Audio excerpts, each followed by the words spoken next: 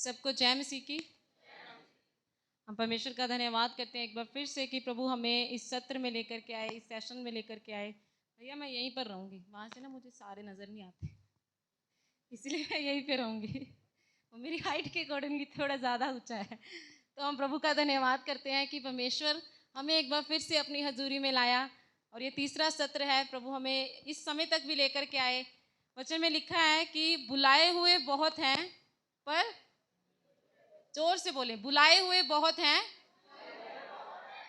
आगे पूरा करो, बुलाए हुए तो मैंने बोल दिया, बुलाए हुए बहुत हैं, चुने आगे चुने हुए कम है। फिर से बोले, चुने हुए कम है। जोर से बोले, अपने पड़ोसी को हिला के बोलो,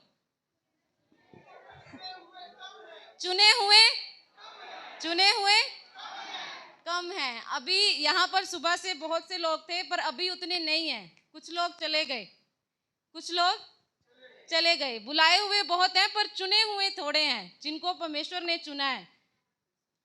अभी पास्टर जी ने संडे को भी अनाउंस किया था, बार बार एक चीज को बोला गया कि जब हमने प्रभु के भवन में आना है, हमने आधी नहीं पूरी बरकत को लेके जाना है, पूरी बरकत को लेके जाना है हमने प्रभु से। तो हमने भी प्रभु से पूरी बरकत लेनी है। जैसा आपने पहले सत्र में सीखा कि अपनी मंजी को आपने वहां पे लगा लेना है कि जब तक तू मुझे नहीं देगा, मैं उस स्थान से नहीं हिलूंगा, मैं नहीं जाऊंगा। मैं आज बरकत लेके ही जाऊंगा, मैं आज आशीष लेनी ही लेनी है। मैं भी इतने मंजी ला के बह गया।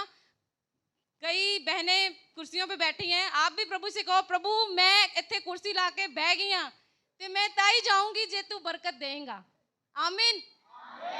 मैं तो ताई हिलांगी जे तू मैनू आशीष देगा, ताई मैं तो जाऊंगी, नहीं तो मैं नहीं जाना, मैं नहीं जाना। घर दे आपे रोटी बना के खाते रहोगे, ठीक है। आमीन। प्रभु का धन्यवाद करते हैं।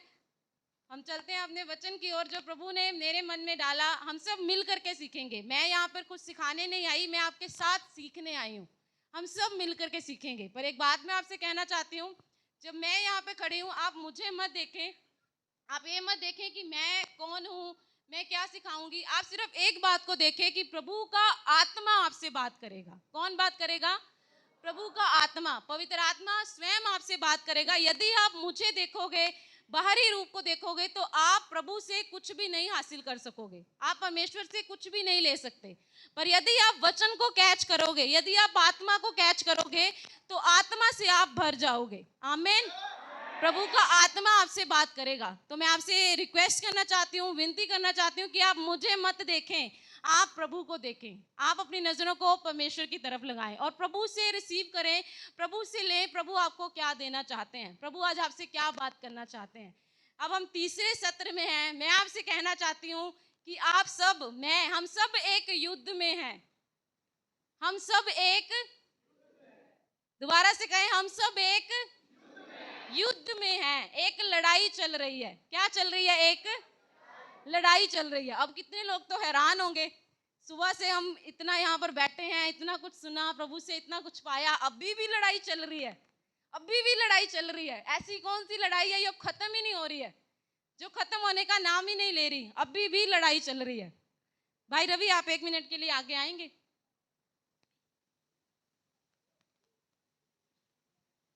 यहाँ एक लड़ाई है जो नजर नहीं आती, अनसीन है, जिसे आप आंखों से नहीं देख सकते। एक आत्मिक युद्ध है जो हर समय चलता रहता है। स्पिरिचुअल वॉरफेयर जिसे कहते हैं, स्पिरिचुअल वॉरफेयर एक आत्मिक लड़ाई है जो हर समय चलती रहती है। वो आप अपनी इन आंखों से नहीं देख सकते, पर वो हो रही होती है। स्पिरिचुअल रैलम में कुछ चीजें ऐसी हैं जो आप इस दुनियावी आंखों के द्वारा नहीं देख सकते, पर वो हो रही होती हैं। अब एक भाई है, सुबह से यहाँ प्रभु की हजूरी में बैठा है, सुबह से बहुत से गीतों को गाया, बहुत सी प्रार्थनाओं को किया, बहुत से वचनों को सुना। अब धीरे धीरे 8 बज जाएंगे, फिर धीरे धीरे आप सब खाना खाओगे, अपने अपने घरों को चले जाओगे, फिर आपके सोने का समय हो जाएगा बिस्तर पे जाके। फॉर एग्जाम्पल, अब ये भाई अपने घर पे चला गया, सोने के लिए बिस्तर पर है। अब अंदर से आत्मा इसको कह रहा है, एक तरफ से आवाज आ रही है कि अभी सोना नहीं है, उठ और प्रार्थना कर ले थोड़ी देर, घुटने टेक, जो बरकतें आज प्रभु से लेकर के आया उसके लिए प्रभु का धन्यवाद कर, बैठ करके प्रार्थना कर ले। एक तरफ ये आवाज इसके कानों में आ रही है और दूसरी तरफ से एक आवाज आ रही है, थक गया है, चल सो जा। बहुत थक गया, सारा दिन किन्ने गीत गा ले, किन्नियां प्रार्थनावां कर लियां, बस सारा दिन उन्हें ही करते रहोगे, सो जाओ, सो जाओ। दो आवाजें सुन रहे हैं भाई। अब एक तरफ से आवाज आ रही है कि प्रार्थना कर ले, दूसरी आवाज शरीर थक गया, सो जा, चुपचाप सो जा, कल सवेरे उठ के देखेंगे, कल सुबह उठ के प्रार्थना नहीं करेंगे, कल सवेरे उठ के देखेंगे करनी है कि नहीं करनी। जे उठिया जाऊगा तो कर लांगे, जे नहीं उठिया जाऊगा तो फिर सुते रह जाएंगे, फिर काम ते तो जाना ही है उठ के। ऐसी कुछ आवाजें हमारे कानों में हर समय आती रहती हैं, हर समय आती रहती हैं। ये है आत्मिक युद्ध। सबसे बड़ा युद्ध है ना जो, वो यहाँ पे होता है, यहाँ पे कहे, यहाँ पे होता है। सबसे बड़ी लड़ाई यहाँ पे होती है, यहाँ पे, क्योंकि यहाँ पे एक युद्ध है जो आपके और मेरे विचारों में चल रहा होता है। वो अनसीन है, वो आप देख नहीं पाते, आप अपनी आंखों से उसे नहीं देख पाते, पर वो लड़ाई हो रही होती है। भैया आप बैठ सकते हैं, धन्यवाद आपका। अब कितने लोग यहाँ पर बैठे हैं, अब कितने जन यहाँ पर हैं, अभी भी हो सकता है बहुत से विचार आपके दिमाग में आ रहे हों। आप बैठे तो यहाँ पर हैं, परमेश्वर के वचनों को सुन रहे हैं, पर अभी भी हो सकता है बहुत सी बातें, बहुत सी घबराहटें, बहुत सी चिंताएं। बहुत सी बहनें यहाँ पर बैठी हैं, उनको घर की भी चिंता हो सकती है, अभी घर जाएंगे, घर जाके बच्चों को भी देखना है, कितना समय और रह गया है, बहुत सी बातें अभी भी हमारे दिमाग में चल रही होंगी।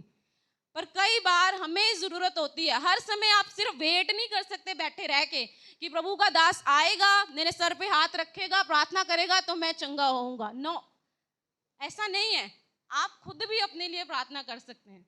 जब कभी मैं महसूस करती हूँ कि मैं बहुत सारे विचारों से अपने आप को घिरा हुआ पाती हूँ, बहुत सारी बातों से अपने आप को घिरा हुआ पाती हूँ, मैं इंतजार नहीं करती कि कोई आए, मेरे सर पे हाथ रखे, प्रार्थना करे और मैं चंगी हूँ।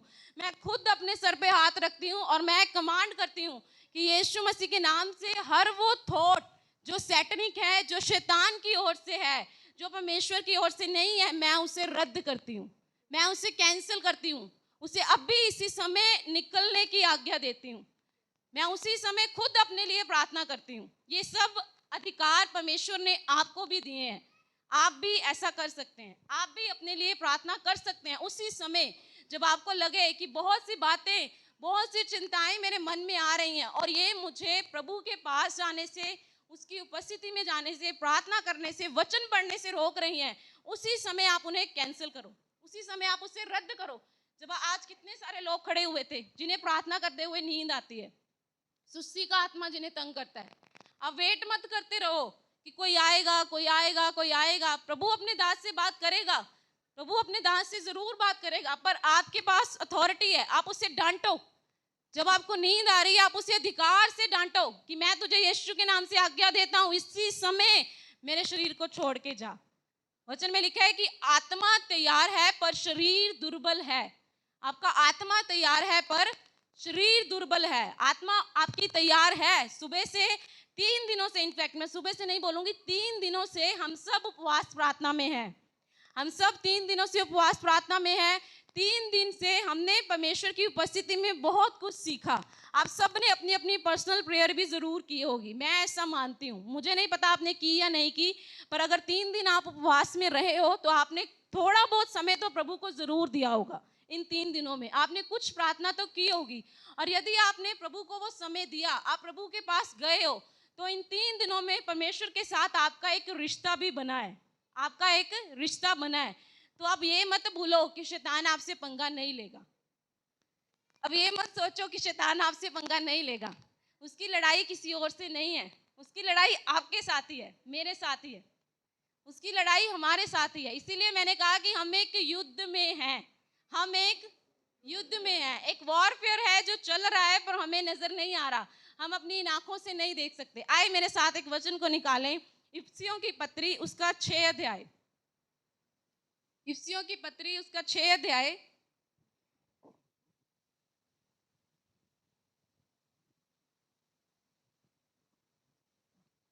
10 आयत से 17 आयत तक। इसलिए प्रभु में और उसकी शक्ति के प्रभाव में बलवंत बनो। बस धीरे धीरे हम चलेंगे।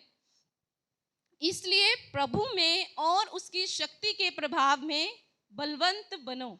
अगर हम एक और ट्रांसलेशन में देखते हैं, उसमें ऐसा लिखा है कि इसलिए प्रभु के साथ और उसकी शक्ति, शक्ति यानी mighty power, super natural power, वो शक्ति जो नॉर्मल नहीं है। दुनियावी शक्ति, शक्ति अगर एक वर्ड पढ़ते हैं ना, ये बहुत नॉर्मल लगता है, आम लगता है, पर ये कोई नॉर्मल चीज नहीं है। माइटी पावर, हमारा जो परमेश्वर है वो महान, वो बहुत बड़ा परमेश्वर है, वो बहुत बड़े बड़े मौजसे करने वाला परमेश्वर है। उसकी सामर्थ बहुत बड़ी है, आप उसके बारे में सोच भी नहीं सकते, हम सब उसके बारे में सोच भी नहीं सकते। वो ऐसा सामर्थी परमेश्वर है, वो ऑल माइटी गॉड है, सामर्थ से भरा हुआ परमेश्वर है।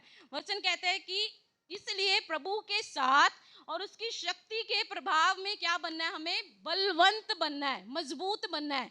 परमेश्वर के साथ एक रिश्ते में मजबूत बनना है, प्रभु के साथ एक यूनिटी में आके उसकी शक्ति को अपने अंदर लेना है, उसकी सामर्थ को अपने अंदर लेना है, और हमें क्या बनना है, बलवंत बनना है। आगे बढ़ेंगे 11 है, परमेश्वर के सारे हथियार बांध लो कि तुम शैतान की युक्तियों के सामने खड़े रह सको। परमेश्वर के सारे हथियार बांध लो। जो हथियार परमेश्वर ने आपको और मुझे दिए हैं, वचन कहते हैं कि परमेश्वर के सारे हथियारों को क्या करो, बांध लो। एक ट्रांसलेशन में ऐसा लिखा है कि परमेश्वर के सारे हथियारों को धारण कर लो, परमेश्वर के सारे हथियारों को उठा लो, परमेश्वर के सारे हथियार बांध लो, और ताकि तुम शैतान की युक्तियां यानी कि ट्रिक्स मतलब छोटी मोटी चालें जो वो हमारे जीवन में चलता रहता है, छोटी छोटी गड़बड़ियां जो वो हमारे जीवन में लाने की कोशिश करता है। वचन कहता है कि परमेश्वर के सारे हथियार बांध लो ताकि तुम शैतान की युक्तियों के सामने खड़े रह सको। हम उसके सामने क्या हो, खड़े रह सके, हम उसे फेस कर सके। आगे क्या लिखा है, क्योंकि हमारा ये मलयुद्ध लहू और मांस से नहीं परंतु प्रधानों से और अधिकारियों से और इस संसार के अंधकार के हाकिमों से और उस दुष्टता की आत्मिक सेनाओं से है जो आकाश में है। आमीन। अभी हमने गीत भी गाया ना, लहू और मांस की नहीं, ये जंग रूहानी है, और नाल ये साडे देखो फौज आसमानी है। सिर्फ गीत को गीत नहीं समझना, उसके शब्दों के मतलब को समझो। वचन में लिखा है कि आपकी लड़ाई लहू और मांस से नहीं है, आपकी लड़ाई किसी भी व्यक्ति से नहीं है, आपकी लड़ाई किसी भी इंसान से नहीं है। कई बार हमें लगता है कि ये एक इंसान है जिसकी वजह से मैं परेशान हूँ, ये एक इंसान है जो मेरे जीवन में गड़बड़ियों को लेके आ रहा है, ये एक इंसान है जो मेरे साथ ऐसा कर रहा है वैसा कर रहा है। पर मेरे प्रियो, वचन कहता है कि हमारा युद्ध लहू और मांस से नहीं है, हमारी लड़ाई किसी भी इंसान के साथ नहीं है। कोई भी व्यक्ति आपका दुश्मन नहीं है, कोई भी व्यक्ति आपका कुछ नहीं बिगाड़ सकता। अभी हमने गीत गाया ना, यहोवा साडे नाल नाल है, यहोवा साडे नाल नाल है, और आसमानी फौज हमारे साथ है। आसमानी क्या है, फौज हमारे साथ है। वचन कहते हैं कि हमारी लड़ाई लहू और मांस से, जोर से बोले, हमारी लड़ाई लहू और मांस से नहीं है, परंतु हमारा युद्ध किससे है, प्रधानों से, एक नंबर प्रधानों से, दूसरा अधिकारियों से, तीसरा इस संसार के अंधकार के हाकिमों से, चौथा दुष्ट की आत्मिक सेनाओं से। किस किस के साथ युद्ध है, प्रधानों से, अधिकारियों से, इस संसार के हाकिमों से, और दुष्ट की आत्मिक सेनाओं से। इन 4 लोगों के साथ हमारी लड़ाई है। कोई भी 4 लोग आ जाओ, कोई भी 4 जन यहाँ पे आ जाओ, चाहे बहनों में से आ जाओ, चाहे भाइयों में से, चाहे भाइयों में से आ जाओ तो अच्छा है, कोई भी 4 भाई, जल्दी जल्दी, मेरे पास सिर्फ 8 बजे तक का समय है ना।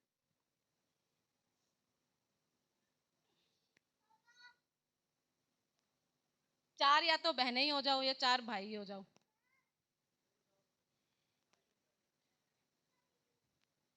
एक बहन हो, राजंटी तुसी आ जाओ।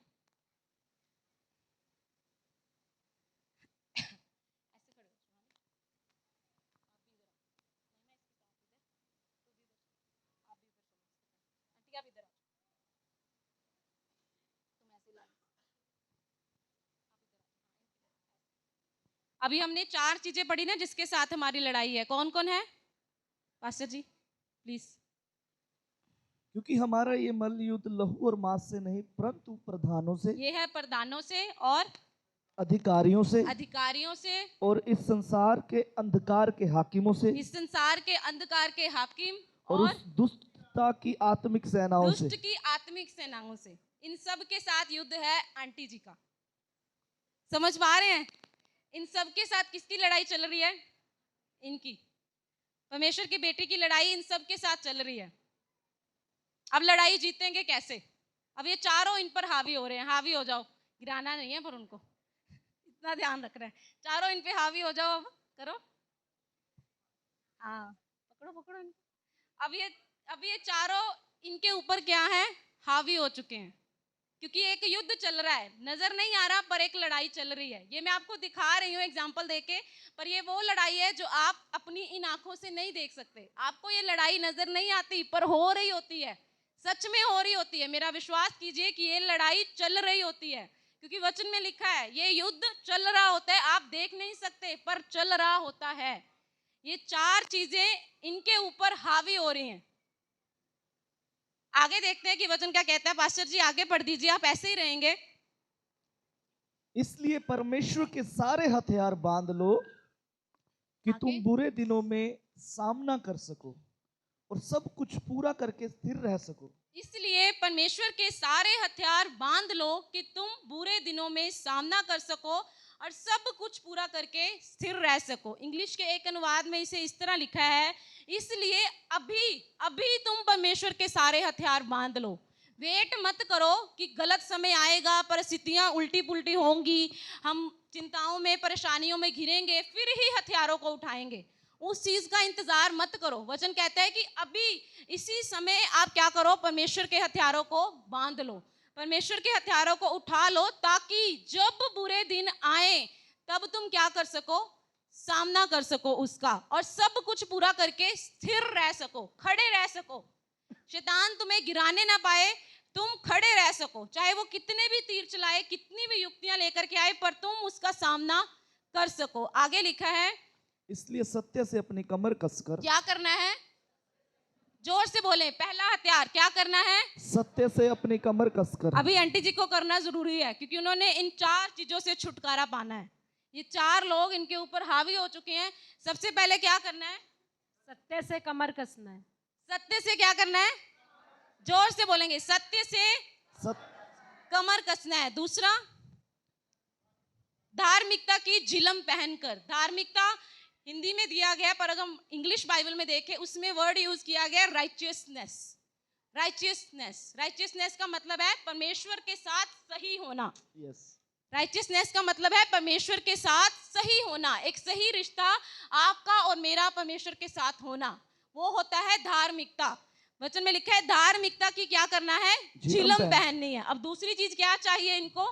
धार्मिकता की झिलम। तीसरी चीज चाहिए इनको, पाँव में मेल के सुसमाचार की तैयारी के जूते पहनकर। पाँव में मेल के सुसमाचार की तैयारी के जूते। मैं इनको ज्यादा एक्सप्लेन नहीं कर रही, ये टॉपिक ऑलरेडी चर्च में भी पास्टर जी ने प्रचार किया, बहुत संडे इसके ऊपर प्रचार चला था, अगर आप सबको याद हो, हम सब ने इसके ऊपर प्रचार सुना है। तो पाँव में मेल की सुसमाचार की तैयारी के जूते पहनने हैं। और अगला क्या है? और इन सब के साथ विश्वास की ढाल लेकर स्थिर रहो, जिससे तुम उस दुष्ट के सब जलते हुए तीरों को बुझा सको। क्या लेना है? विश्वास की ढाल। विश्वास की ढाल लेनी है, जिससे तुम क्या कर सको? शैतान के तीरों को बुझा सको। शैतान के जलते हुए तीर जो वो हर वक्त हमारे ऊपर छोड़ता रहता है, उसे बुझाने के लिए आपके पास विश्वास की ढाल होनी बहुत जरूरी है। अगर आपके पास एक बड़ा विश्वास है, विश्वास की ढाल है, तभी आप शैतान के उन तीरों को क्या कर सकते हो? बुझा सकते हो। आगे, उद्धार का टोप। उद्धार का टोप, मुक्ति, साल्वेशन। हमारे पास उद्धार का टोप होना बहुत जरूरी है। आगे, आत्मा की तलवार। आत्मा की तलवार। ये आत्मा की तलवार क्या है? जो परमेश्वर का जो वचन है। परमेश्वर का वचन है, ले लो। आत्मा की तलवार क्या है? परमेश्वर का वचन है, ले लो। ये है वो जीवित वचन। अगर आपके पास ये कलाम है, आपको इसका ज्ञान है, आपको पता है कि आपकी बाइबल क्या कहती है, आप उसी समय वचन के साथ शैतान को डांट सकोगे और उसे भगा सकोगे। अगर आपको पता है कि वचन में लिखा है कि शैतान का सामना करो, तब वो तुम्हारे सामने से भाग जाएगा। वचन में लिखा है ना कि submit to Lord and resist the devil, कि परमेश्वर के अधीन हो जाओ और तब आप शैतान को डांटो। पहले परमेश्वर के अधीन होना है, फिर शैतान को डांटना है, तभी वो भागेगा। अब आप कहो कि मैं शैतान के अधीन हो जाऊं और फिर उसे डांटूं, वो नहीं हो सकता। आपको परमेश्वर के अधीन होना पड़ेगा, फिर आप उसको डांटोगे, वो उसी समय भाग जाएगा, वो स्थान को छोड़ के चला जाएगा। वचन कहता है कि एक म्यान में दो तलवारें नहीं रह सकती, एक म्यान में दो तलवारें नहीं रह सकती, एक ही रहेगी, या फिर परमेश्वर रहेगा या फिर शैतान रहेगा, दो जन एक साथ नहीं हो सकते। जहां पर परमेश्वर आ गए, जहां पर उसकी उपस्थिति आ गई, ये सब चीजें वहां पर नहीं टिक सकती। अब ये चार लोग इनके ऊपर हावी हैं, अब इन्होंने इन सारे आत्मिक हथियारों को धारण कर लिया, इन सारे हथियारों को इन्होंने पहन लिया। अब ये इनका सामना कैसे करेंगे? कैसे करेंगे आप इनका सामना? इनके ऊपर हावी हो, आपको इनसे अपने आप को छुड़ाना है, इन सब को अपने से दूर कर दो परमेश्वर के वचन के द्वारा। यीशु के नाम से दूर हो जाओ। आंटी जी ने बोला मेरे जीवन से, आमीन। बैठ सकते हैं आप। जब आप परमेश्वर के इन आत्मिक हथियारों को धारण कर लोगे, ये आत्मिक हथियार जब आपके जीवन में आ जाओगे, उस समय आप शैतान का जब सामना करोगे तो उसे भागना पड़ेगा, उसे भागना पड़ेगा, जरूर भागना पड़ेगा, और वो भागेगा, जरूर भागेगा। विश्वास करते हैं कि वो भागेगा? कितने लोग विश्वास करते हैं कि आप शैतान को भगा सकते हैं? जोर से बोले आमीन। हम सब शैतान को भगा सकते हैं, हम सब शैतान को भगा सकते हैं। बेशक हम एक युद्ध में हैं, बेशक एक लड़ाई चल रही है, पर परमेश्वर ने हमें अधिकार दिया है कि हम उसे भगा सकें। एक आयत निकालेंगे मेरे साथ, मत्ती रचित सुसमाचार उसका 11 अध्याय उसकी 12 आयत।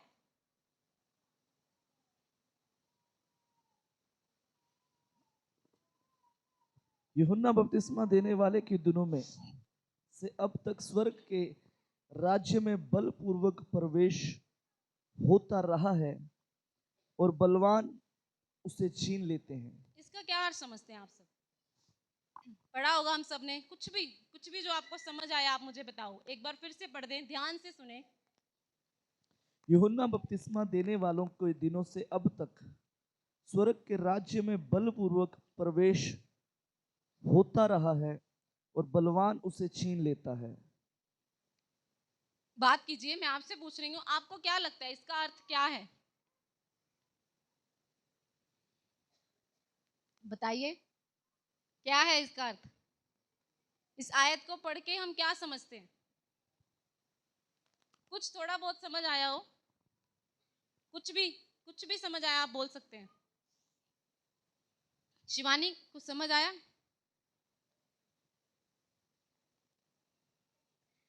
वचन में लिखा है कि यूहन्ना बपतिस्मा देने वाले के दिनों से लेकर अब तक स्वर्ग के राज्य में बलपूर्वक प्रवेश होता रहा है और बलवान उसे छीन लेते हैं। अगर हम इंग्लिश की ट्रांसलेशन में देखते हैं, उसमें वर्ड यूज हुआ है वायलेंस, वायलेंस VIOLENCE, वायलेंस जो शब्द है वो यूज हुआ है।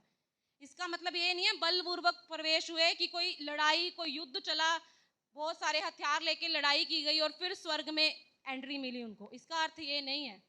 इसका अर्थ ये है कि एक ऐसी लड़ाई चली जिसमें वो लोग डेडिकेशन के साथ, एक बड़ी लालसा के साथ, उनके अंदर एक भूख होती थी, एक प्यास होती थी, एक लालसा होती थी कि हमें परमेश्वर को खोजना है, हमें स्वर्ग जाना ही जाना है। ऐसी लड़ाई वो लड़ते थे कि बलपूर्वक स्वर्ग के राज्य में उन्हें प्रवेश मिले। ऐसी लड़ाई होती थी। उस लड़ाई का जिक्र यहाँ पे हो रहा है। एक शब्द यूज किया गया है, बलवान उसे छीन लेते हैं। छीन लेते जो है, अगर हम इंग्लिश में देखें, एक जगह लिखा है रेडिंग। रेडिंग का मतलब होता है धावा बोलना, चढ़ाई करना और आक्रमण करना। धावा बोलना, चढ़ाई करना और आक्रमण करना। और एक शब्द यूज हुआ है सीज। सीज का अर्थ है जब्त करना, छीनना और पकड़ना। सीज का अर्थ है जब्त करना, पकड़ना और छीनना। यानी कि लोग इस तरह से लड़ाई लड़ते थे, इतनी ज्यादा उनके अंदर पैशन होता था परमेश्वर के लिए कि किसी रीति से मैं इतनी मेहनत करूं, इतनी मेहनत करूं, इतनी मेहनत करूं कि मैं स्वर्ग के राज्य को छीन लूं, मैं स्वर्ग के राज्य को पकड़ लूं, मैं उसे क्या करूं, धारण कर लूं। ऐसा नहीं है कि चुपचाप बस बपतिस्मा ले लिया, पानी में डुबकी लगाई, अब हम चुपचाप बैठ जाएंगे। स्वर्ग में सीट पक्की है। जैसे ट्रेन में रिजर्वेशन कराते हैं ना, जब हम कहीं जाते हैं सफर में रिजर्वेशन कराते हैं, सीट पक्की होती है कि कोई सीट पे बैठ नहीं सकता, कोई बैठेगा भी तो उठा दूंगी, कोई बैठ के तो दिखाए सीट मेरी है मैं उठा दूंगा। ऐसा ही होता है कि नहीं होता? रिजर्वेशन वाली सीट पे कोई नहीं बैठ सकता ना। पर मेरे प्रियो, स्वर्ग में रिजर्वेशन नहीं है, स्वर्ग में रिजर्वेशन नहीं है। आज मैं हैरान होती हूँ, जब हम प्रभु में आए थे 2014 में, जब हमने परमेश्वर को एक्सेप्ट किया था अपने जीवन में, हमारा पूरा घराना एक ही दिन में हमने यीशु मसीह को अपना मुक्तिदाता करके स्वीकार किया था। उसके बाद जो लुधियाना की सबसे बड़ी चर्च है CNI चर्च, हमने उसमें जाना शुरू किया, परमेश्वर के वचन को पाना शुरू किया। धीरे धीरे हम फ्राइडे की जो संगति होती थी उसका पार्ट बन गए, मतलब एक्टिव मेंबर बन गए थे हम चर्च में, बहुत ज़्यादा हर एक एक्टिविटी में भाग लेते थे। जब हमने धीरे धीरे वहाँ पे जाके देखा तो हमने एक चीज़ पाई, वहाँ पे ऐसे ऐसे पुराने बहुत ज़्यादा पुराने वाले, बहुत ज़्यादा पुराने कहूँगी, बहुत ज़्यादा पुराने वाले वहाँ पर ईसाई थे जिन्होंने गढ़ बनाया हुआ था। और वो ये समझते थे कि चाहे हम प्रार्थना करें ना करें, चाहे हम वचन पढ़े ना पढ़े, चाहे हम चर्च जाए ना जाए, मेरी सीट स्वर्ग में पक्की है। वो ऐसा समझते थे। हमने ऐसा देखा है, पर्सनल एक्सपीरियंस है, मैंने ऐसा देखा है। वो ऐसा समझते थे कि हम मेहनत करें ना करें, मुक्ति होगी है, बपतिस्मा ले लिया, पास्टर जी ने सर्टिफिकेट दे दिया, कंफर्मेशन भी मिल गई, प्रभु भोज भी ले रहे हैं, सब कुछ अच्छे से चल रहा है, स्वर्ग तो हम जाएंगे ही जाएंगे। पास्टर नहीं रोक सकता हमें चर्च जाने के लिए, सॉरी, पास्टर नहीं रोक सकता हमें स्वर्ग जाने के लिए, पास्टर हमें स्वर्ग जाने के लिए नहीं रोक सकता। पर ऐसा नहीं है, ऐसा नहीं है। बेशक आपने यहाँ इस चर्च में भी अभी जितने लोग बैठे हैं, अभी पिछले दिनों में ही बहुत से लोगों का बपतिस्मा हुआ होगा। आपने यीशु मसीह को अपने जीवन में ग्रहण किया, आपने उसे मुक्तिदाता करके एक्सेप्ट किया। और अगर आप अब ये समझ के बैठ जाओ कि मैंने बपतिस्मा ले लिया, बस काम खत्म, अब मुझे कुछ नहीं करना, अब मैं स्वर्ग जाऊंगा, कैसा भी जीवन जीऊं, कुछ भी करूं, मुझे स्वर्ग में सीट पक्का मिलेगी, ऐसा नहीं है। मुक्ति आपने ले ली, साल्वेशन आपके जीवन में आ गई, पर आपको डेली डेली डेली रोज इसके लिए मेहनत करनी पड़ती है। आपको रोज इसके लिए मेहनत करनी है कि मेरे जीवन में ऐसा कुछ तो नहीं है जो मुझे स्वर्ग से दूर रख रहा है, मेरे जीवन में ऐसी कोई बात तो नहीं है जो मुझे परमेश्वर से दूर रखे है। ऐसा आपने रोज रोज रोज अपने जीवन को चेक करना है कि मेरे जीवन में आज भी ऐसी कुछ चीजें तो नहीं है जिसकी वजह से मैं स्वर्ग से दूर हो जाऊंगा। क्योंकि वचन कहता है कि स्वर्ग के राज्य में बलपूर्वक प्रवेश होता रहा है। आप समझे इस बात को कि बलपूर्वक प्रवेश, यानी कि इतनी मेहनत करते थे, इतनी मेहनत करते थे कि हमें स्वर्ग जाना है, हमें स्वर्ग जाना है। वो ऐसे चुपचाप बैठ नहीं जाते थे, बैठ नहीं जाते थे। और इतिहास गवाह है, इस बाइबल का इतिहास गवाह है कि पुराने नियम में अगर आप पुस्तकें खोल खोल के देखो कि परमेश्वर अपने नबियों से कैसे बातें करता था, किस तरह परमेश्वर अपने नबियों से बातें करता था, विजन्स के द्वारा, सपनों के द्वारा। मूसा ने तो परमेश्वर को देखा भी, मूसा ने तो परमेश्वर को देखा भी। अब्राहम को परमेश्वर ने अपना दोस्त कह दिया। योना 3 दिन तक उस जल जंतु के पेट में रह के आया, उसे कुछ नहीं हुआ, वो वैसा ही बाहर आ गया। दानियल को शेरों की मांद में डाला, वो वैसा ही बाहर आ गया। शद्रक मेशक अबेदनगो, उन्होंने मना कर दिया कि हम मूर्ति को दंडवत नहीं करेंगे, आग के भट्टे में से वो जिंदा बाहर आ रहे हैं। इतने बड़े बड़े मौजज़े पुराने नियम में परफॉर्म हुए हैं। हम इससे अंदाजा लगा सकते हैं कि उन लोगों ने स्वर्ग जाने के लिए, परमेश्वर को पाने के लिए कितनी मेहनत की, कितनी मेहनत की उन लोगों ने, कितनी मेहनत की कि हम स्वर्ग जा सकें। आज हम क्या कर रहे हैं? हमारी मेहनत कैसी है? आज हम कैसी लड़ाई लड़ रहे हैं? हम कैसी लड़ाई लड़ रहे हैं? मैंने इसीलिए शुरू में बोला था कि हम एक युद्ध में हैं, एक युद्ध चल रहा है, हम एक लड़ाई में हैं, एक लड़ाई चल रही है। आज हमारा युद्ध कैसा है? क्या हम मेहनत कर रहे हैं कि हम स्वर्ग जाएं? क्या आप सब मेहनत कर रहे हो कि आप स्वर्ग जाओ, परमेश्वर आपको स्वर्ग लेके जाए? इस दुनिया की कोई भी चीज आपको स्वर्ग नहीं ले जा सकती, इस दुनिया की कोई भी चीज आपको स्वर्ग नहीं ले जा सकती। ये यहीं का है, आपको इसे यहीं पे छोड़ के जाना पड़ेगा, ये यहीं पे रह जाएगा, आपके साथ नहीं जाएगा। स्वर्ग सिर्फ और सिर्फ आपके कर्मों ने आपको लेके जाना है, आपके प्रार्थना वाले जीवन ने आपको लेके जाना है। आप कितना वचन पढ़ते हो, आपका परमेश्वर के साथ रिश्ता कैसा है, वो आपको स्वर्ग लेके जाएगा, वो आपको स्वर्ग लेके जाएगा। आमीन, जोर से बोले आमीन। आइए मेरे साथ एक वचन और निकालेंगे, दो इतिहास उसका 20 अध्याय उसकी 15 है।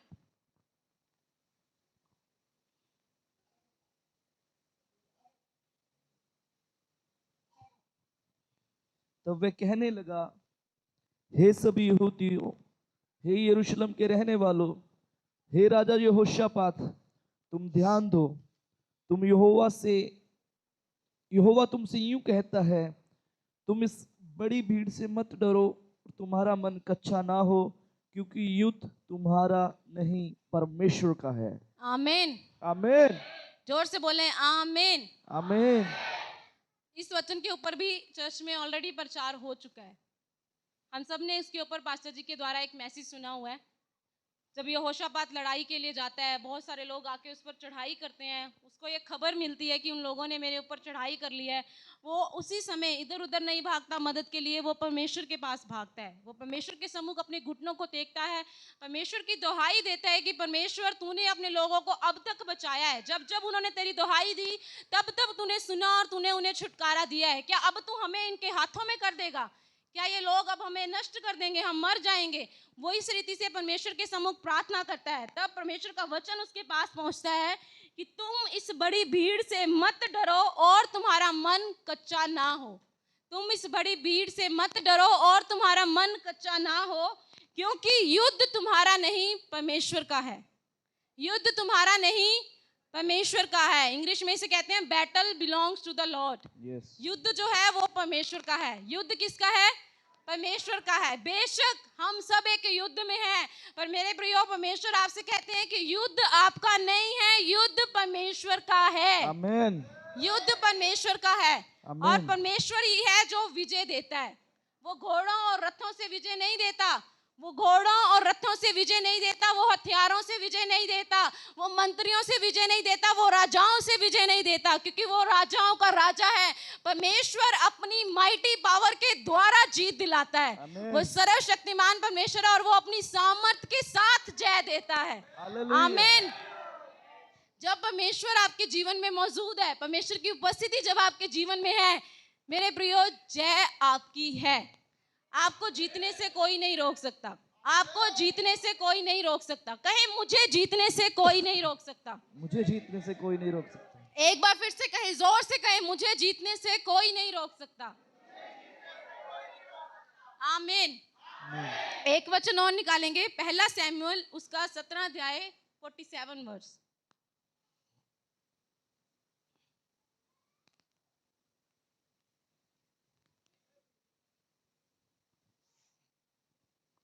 पहला सैमुएल 17 अध्याय। इस धर्म सभा को ज्ञात होगा कि प्रभु तलवार और भाले के द्वारा नहीं बचाता, ये युद्ध प्रभु का है, वह तुम फलिश्तियों को हमारे हाथ में सौंप देगा। ये कौन सी ट्रांसलेशन है? हिंदी की। मेरी बाइबल में इस तरह लिखा है कि और यह समस्त मंडली जान लेगी कि यहोवा तलवार या भाले के द्वारा जयवंत नहीं करता।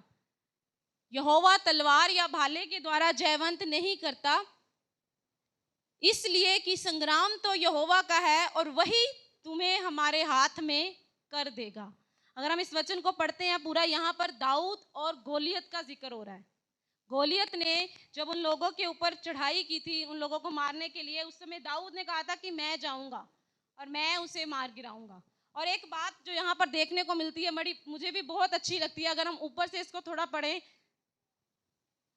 45 वर्ष से दाऊद ने पलिश्ती से कहा, तू तो तलवार और भाला और सांग लिए हुए मेरे पास आता है, परंतु मैं सेनाओं के यहोवा के नाम से तेरे पास आता हूँ, जो इजरायली सेना का परमेश्वर है, और उसी को तूने ललकारा है। दाऊद ने यहाँ पर कहा, तूने मुझे नहीं ललकारा या फिर इजरायली लोगों को नहीं ललकारा। किसको ललकारा है? परमेश्वर को ललकारा है, क्योंकि लड़ाई हमारी नहीं है, परमेश्वर की है। यदि आज कुछ भी ऐसी बातें, कोई भी ऐसे लोग, कोई भी ऐसी नकारात्मक बातें, कोई भी ऐसी नेगेटिव चीजें, कुछ भी आपके जीवन में ऐसा है जो आपके खिलाफ में है, जो आपके विरोध में है, मेरे प्रियो, मैं आपसे कहना चाहती हूँ कि वो आपके विरोध में नहीं है, वो आपके परमेश्वर के विरोध में है। वो आपके परमेश्वर के विरोध में है और वो आपको नहीं, वो आपके परमेश्वर को ललकार रहे हैं। वो आपके परमेश्वर को चुनौती दे रहे हैं कि परमेश्वर मेरे साथ लड़ाई करे, क्या कोई परमेश्वर से लड़ाई करके जीत सकता है? क्या कोई जय प्राप्त कर सकता है परमेश्वर से लड़के? नहीं। आगे वचन में लिखे, आज के दिन यहोवा तुझको मेरे हाथ में कर देगा और मैं तुझको मारूंगा और तेरा सिर तेरे धड़ से अलग करूंगा, और मैं आज के दिन पलिश्ती सेना के शव आकाश के पक्षियों और पृथ्वी के जीव जंतुओं को दे दूंगा। तब समस्त पृथ्वी के लोग जान लेंगे कि इज़राइल में एक परमेश्वर है। आमीन। इसकी 48 वर्ष अगर आगे बढ़ते हैं 49 में, इसमें लिखा है, फिर दाऊद ने अपनी थैली में हाथ डालकर उसमें से एक पत्थर निकाला और उसे गोफन में रखकर पलिश्ती के माथे पर ऐसा मारा कि पत्थर उसके माथे के भीतर घुस गया और वह भूमि पर मुंह के बल गिर पड़ा। सिर्फ एक पत्थर लिया, एक ही बार मारा और वो सीधा जाके निशाना एकदम सटीक लगा उसके माथे पे और उसी समय वो नीचे गिर गया। इतनी बड़ी सेना को वो ललकार रहा था, इतने सारे शूरवीर वहां पे खड़े थे, बड़े बड़े योद्धा वहां पे खड़े थे तलवारें लिए हुए उसको मारने के लिए, पर ये दाऊद 5 पत्थर लेके गया, एक पत्थर से मारा और उसी समय पहले पत्थर के साथ वो नीचे गिर गया। ये कैसे हुआ? दाऊद की शक्ति के द्वारा नहीं हुआ, दाऊद ने नहीं किया, दाऊद में कोई सामर्थ्य नहीं थी। ऐसा नहीं है कि उसने बहुत ज्यादा जोर से मारा और वो गिर गया, वो कितना भी जोर लगाता वो उसे नहीं मार सकता था। उसने इसीलिए पहले बोला कि तूने मुझे नहीं, इजरायलियों को नहीं, तूने परमेश्वर को ललकारा है, तूने स्वर्ग के परमेश्वर को ललकारा है। इट मीन्स कि तेरा युद्ध मेरे साथ नहीं है, तेरा युद्ध मेरे परमेश्वर के साथ है। वो युद्ध परमेश्वर के साथ था, वो युद्ध परमेश्वर के साथ था, इसीलिए उसे परमेश्वर ने जय दी, उसे परमेश्वर ने जय दी। वो अपने बल से, अपनी सामर्थ से नहीं जीता, वो परमेश्वर की सामर्थ से जीता, परमेश्वर ने उसे जय दी। इसीलिए मैंने पहले से कहा था कि हम एक युद्ध में हैं, और युद्ध किसका है? युद्ध किसका है?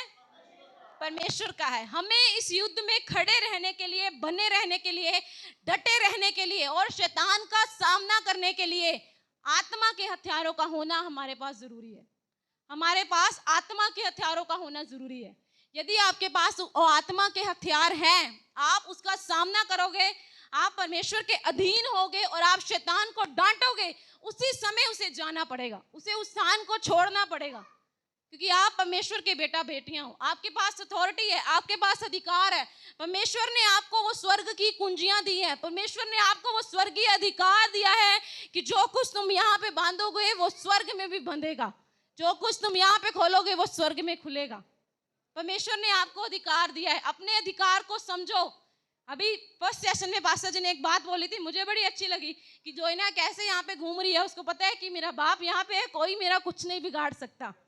आपका बाप भी यहाँ पे है, आपका पिता भी यहाँ पे है, आपका कोई कुछ नहीं बिगाड़ सकता। आमीन। आपका पिता आपके साथ है, आपका कोई कुछ नहीं बिगाड़ सकता। वचन कहता है कि तुम्हारे सर के सारे बाल भी गिने हुए हैं, कोई भी बाल नहीं गिर सकता, एक बाल भी परमेश्वर गिरने नहीं देगा, कोई आपका कुछ नहीं बिगाड़ सकता। आमीन। आपका आमीन छोटा है। आमीन। आमीन। मैं अपने जीवन की अगर गवाही बताऊं, एक जगह मैं ऑफिस में जॉब करती थी, वहां पर मैं कुछ लोगों से बहुत परेशान थी। उनका जीवन जो था वो परमेश्वर के साथ सही नहीं था और अक्सर उनके मुख से गालियां ही निकलती रहती थी। छोटी छोटी बात में भी उन्होंने गालियां देनी, छोटी छोटी बात में भी। और जब मैंने ऑफिस में जाना, मैंने प्रार्थना करनी कि प्रभु मैं कहाँ फंस गई हूँ, मुझे यहाँ से छुटकारा दो, मेरे कान नहीं सुन सकते, मैं गालियां नहीं सुन सकती, मुझे नहीं सुननी, मुझे यहाँ से निकाल दो, मैंने नहीं रहना यहाँ पे। पवित्र आत्मा ने मेरे से बात किया, पवित्र आत्मा ने वचन के द्वारा मेरे से बात किया कि आप वहां से नहीं जाओगे, जो आपके साथ परमेश्वर है वो उन लोगों को वहां से निकालेगा। और ये हुआ भी, मैंने इस चीज को अपने जीवन में देखा भी। परमेश्वर ने मुझे नहीं हिलने दिया वहां से, पर वो जितने भी लोग थे परमेश्वर ने उन सबको हिला दिया, सबको हिला दिया परमेश्वर ने वहां से। ऐसा बड़ा काम मैंने प्रभु का होता हुआ देखा। जब आप प्रभु की आवाज को सुनते हो, आप अड़े रहते हो, खड़े रहते हो और आप डटे रहते हो, हालातों को बदलना पड़ेगा, परिस्थितियों को चेंज होना पड़ेगा, क्योंकि उनको चेंज करने वाला परमेश्वर हमारे साथ है। आमीन। आमीन। आइए हम सब अपनी आंखों को बंद करेंगे और इस समय हम प्रार्थना करेंगे। हम सब अपनी आंखों को बंद करेंगे और प्रार्थना करेंगे, प्रभु से हम मदद को मांगेंगे, प्रभु से सामर्थ को मांगेंगे कि प्रभु जी आज आप हमें इस तीसरे सत्र में लेके आए। प्रभु जी पूरा दिन भर आपने हमारे जीवन में बहुत कुछ दिया प्रभु, हमें प्रभु ऐसा बल दे, ऐसी सामर्थ दे खुदावंद कि हम प्रभु तेरी हजूरी में चलने पाए प्रभु, और हम सिद्ध होते जाएं प्रभु, हम सिद्ध होते जाएं प्रभु। आप हमें सिद्धता की ओर लेके जाएं। आप प्रभु से मदद को मांगे, प्रभु से सहायता को मांगे, और प्रभु से कहें कि प्रभु आप मेरी मदद करें, आप मेरी सहायता करें कि मैं सिद्ध बनूं प्रभु। तू मुझे सिद्ध बना खुदावन, तू मुझे सिद्ध बना। धन्यवाद पिता परमेश्वर, धन्यवाद, धन्यवाद। Thank you Jesus, thank you Jesus, thank you Jesus. धन्यवाद यीशु, धन्यवाद, धन्यवाद, धन्यवाद। मेरे जीवन में खुदा ने काम किए बेहद, मेरे जीवन में खुदा ने काम किए बेहद,